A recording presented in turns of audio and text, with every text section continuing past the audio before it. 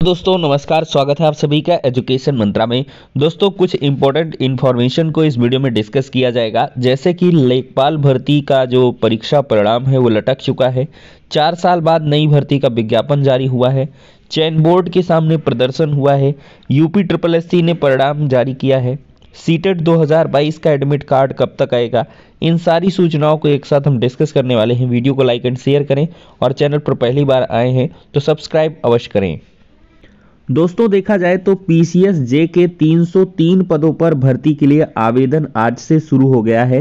22 से 35 वर्ष तक के अभ्यर्थी इस भर्ती में आवेदन कर सकते हैं। दोस्तों देखा जाए तो उत्तर प्रदेश में न्यायिक सेवा अधिकारियों के चयन के लिए होने वाली PCS जे भर्ती प्रक्रिया 4 साल बाद शनिवार से शुरू होगी। उत्तर प्रदेश न्यायिक सेवा सिविल जज जूनियर डिवीजन परीक्षा 2022 के तहत 303 पदों के लिए ऑनलाइन आवेदन लोक सेवा आयोग की वेबसाइट पर शनिवार से शुरू होंगे। ऑनलाइन फीस जमा करने की अंतिम तिथि 6 जनवरी और ऑनलाइन आवेदन की अंतिम तिथि 10 जनवरी रखी गई है। 22 से 35 वर्ष के अभ्यर्थी इस भर्ती के लिए आवेदन कर सकते हैं। सचिव आलोक कुमार ने अभ्यर्थियों को विस्तृत विज्ञापन देखने के बाद और आहर होने पर ही आवेदन करने की सलाह दी है।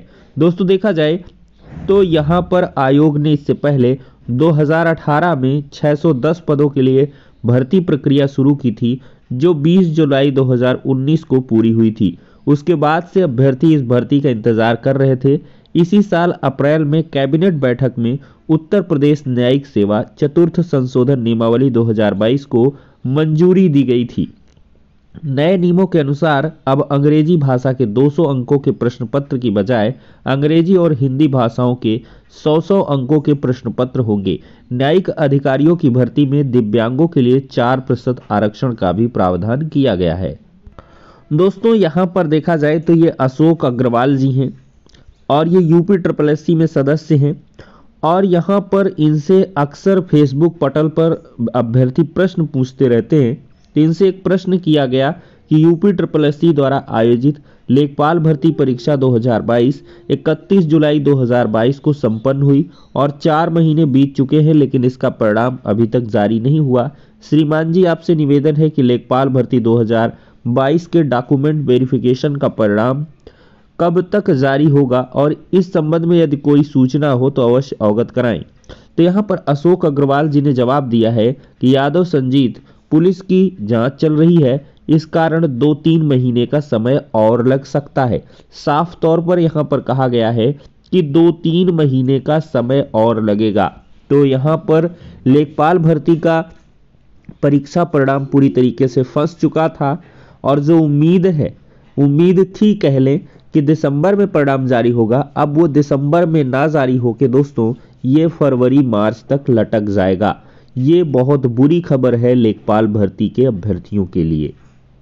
दोस्तों कल की डेट में देखा जाए तो माध्यमिक शिक्षा सेवा चयन बोर्ड के समक्ष शुक्रवार को प्रदर्शन करते TGT प्रतीक्षा सूची के अभ्यर्थी। यहाँ पर दोस्तों शिक्षक भर्ती की प्रतीक्षा सूची से तैनाती को लेकर प्रदर्शन हुआ है। सहायता प्राप्त माध्यमिक विद्यालयों में प्रशिक्षित स्नातक TGT 16 और 21 की प्रतीक्षा सूची में शामिल अभ्यर्थियों ने रिक्त पदों के सापेक्ष चयन प्रक्रिया शुरू करने की मांग को लेकर शुक्रवार को माध्यमिक शिक्षा सेवा चयन बोर्ड पर प्रदर्शन किया। अभ्यर्थियों का कहना है कि हाईकोर्ट के आदेश पर TGT 2016 की प्रतीक्षा सूची के अभ्यर्थियों की काउंसलिंग का कार्यक्रम तो घोषित कर दिया गया, लेकिन कोई कार्रवाई नहीं हुई। प्रतीक्षा सूची के अभ्यर्थियों ने प्रतीक्षा सूची के आधार पर यहाँ पर दोस्तों जल्द से जल्द नियुक्तियों की मांग की है। उप सचिव नवल किशोर ने भरोसा दिया है कि चयन बोर्ड जल्द ही प्रतीक्षा सूची से पद स्थापना की जो प्रक्रिया है वो शुरू करेगा। दोस्तों एक खुशखबरी है, ऑर्डिनेंस फैक्ट्री की सीधी भर्ती पर रोक जो लगी थी वो खत्म हो गई है। हाईकोर्ट ने केंद्र सरकार द्वारा 7 साल पूर्व कानपुर स्थित Indian ordnance factory ordnance parachute factory में भर्ती के लिए ग्रुप C पदों पर सीधी भर्ती में रोक के मामले में कहा है कि इस भर्ती में सीधी प्रक्रिया के नियमानुसार ही पद भरे जाएंगे। कोर्ट ने देखा जाए तो कहा है कि केवल प्रमाण पत्र हासिल करने से किसी को नियुक्ति पाने का अधिकार नहीं है। सभी को जीविका पाने का अधिकार है। कोर्ट ने कहा है कि राज्य एक मॉडल नियोजक है। संविधान के अनुच्छेद 39A में सभी नागरिकों को जीविका पाने का अधिकार है। नियमानुसार विहित चयन प्रक्रिया से ही पदों पर नियुक्ति की जा सकती है। प्रशिक्षित NCVT प्रमाण पत्र धारकों को स्वतः नियुक्ति पाने का अधिकार नहीं है। यह आदेश न्यायमूर्ति SP केशरवानी और न्यायमूर्ति राजेंद्र कुमार की खंडपीठ ने दिया है। अप्रैल 2015 में कानपुर स्थित रक्षा मंत्रालय की Indian ordnance factory ordnance parachute factory में भर्ती के लिए ग्रुप C पदों की सीधी भर्ती निकाली गई थी। सीधी भर्ती में tailor fitter, corporator fitter, electronic वस्त्र परीक्षक के स्किल्ड लेबर के पद भरे जा रहे थे। विभिन्न ट्रेड अप्रेंटिस धारकों ने भर्ती पर आपत्ति जताते हुए चुनौती दी कि वे NCVT प्रमाण पत्र धारक हैं। दोस्तों, बेरोजगारों के लिए एक चौंकाने वाला फैसला है। उत्तर प्रदेश के 18 मंडलों में अटल आवासीय विद्यालयों की स्थापना की जा रही है। इन विद्यालयों के लिए TGT शिक्षकों की भर्ती निकाली गई है। इनका चयन शैक्षणिक वर्ष 23-24 के लिए 1 साल के कॉन्ट्रैक्ट पर किया जाएगा। TGT पद के लिए आवेदन करने वाले अध्यापक जवाहर नवोदय विद्यालय, सैनिक स्कूल, केंद्रीय विद्यालय या माध्यमिक शिक्षा परिषद के अध्यापक से रिटायर हुए हों, उनकी उम्र 65 से अधिक ना हो। आयु की गणना 1 जुलाई 2022 से की जाएगी। इस भर्ती के लिए upbocw.in पर उपलब्ध लिंक के जरिए ऑनलाइन आवेदन किया जा सकता है।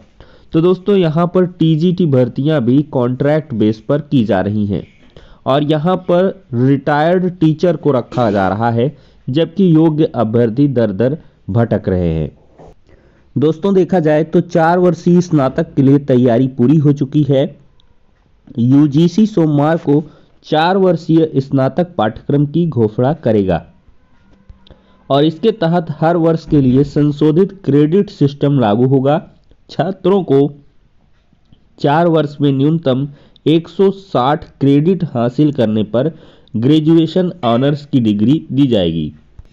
दोस्तों, देखा जाए तो UPSSC ने अवर अधीनस्थ सेवा भर्ती परीक्षा का परिणाम जारी कर दिया है, यानी कि लोअर का जो रिजल्ट है वो जारी हो चुका है।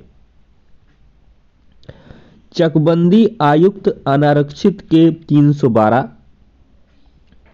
SC के पद ही नहीं थे। विपणन निरीक्षक, पूर्ति निरीक्षक, इन सब की मेरिट यहां पर दोस्तों दी गई है।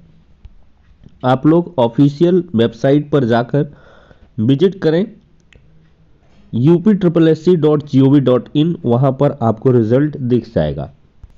अब दोस्तों, एट लास्ट हम बात करेंगे सीटेट 2022 के बारे में। दोस्तों, सीटेट 2022 के जो एग्जाम हैं वो आपके 20 दिसंबर के बाद कभी भी शुरू हो सकते हैं और आपके एडमिट कार्ड वगैरह की जो सूचना है वो दोस्तों 15 से 20 दिसंबर के मध्य जारी की जाएगी। दोस्तों, इसका एक कारण ये है कि 12 दिसंबर तक SSC के एग्जाम करवाए जा रहे हैं जो TCS कंपनी करवा रही है और TCS कंपनी के द्वारा ही सीटेट का एग्जाम करवाया जाएगा। तो इस वजह से 12 दिसंबर के बाद यानी कि 15 दिसंबर के करीब आपको एडमिट कार्ड से रिलेटेड सूचना मिलेगी और दोस्तों आपके जो एग्जाम सिटी है और एग्जाम सेंटर है उसकी इंफॉर्मेशन आपको मिल जाएगी। पहले तो एग्जाम का शेड्यूल आएगा 2 शिफ्ट में परीक्षाओं का, कि 15 दिन तक एक शिफ्ट में है, फिर इसके बाद दूसरी शिफ्ट में है। इसकी जो प्रक्रिया है वो लगातार आपको इन्फॉर्म की जाएगी। एडमिट कार्ड वगैरह आप लोग 2 दिन पहले ही एग्जाम के डाउनलोड कर पाओगे और हर एक अभ्यर्थी का अलग अलग डेट पर एग्जाम होगा और लगभग ये 1 महीने एग्जाम चलता है। तो इस तरह से देखा जाए तो 20 दिसंबर से 20 जनवरी के मध्य लगभग एग्जाम होंगे। इससे पहले होने की कोई उम्मीद नहीं है और इसके एडमिट कार्ड आपको मैंने बताया 15 दिसंबर के बाद। एडमिट कार्ड क्या एग्जाम के लिए शॉर्ट नोटिस समझ सकते हो, वो आपको 15 दिसंबर के बाद दिख जाएगा। तो फिलहाल के लिए दोस्तों ये हो गया आज का इंपॉर्टेंट वीडियो।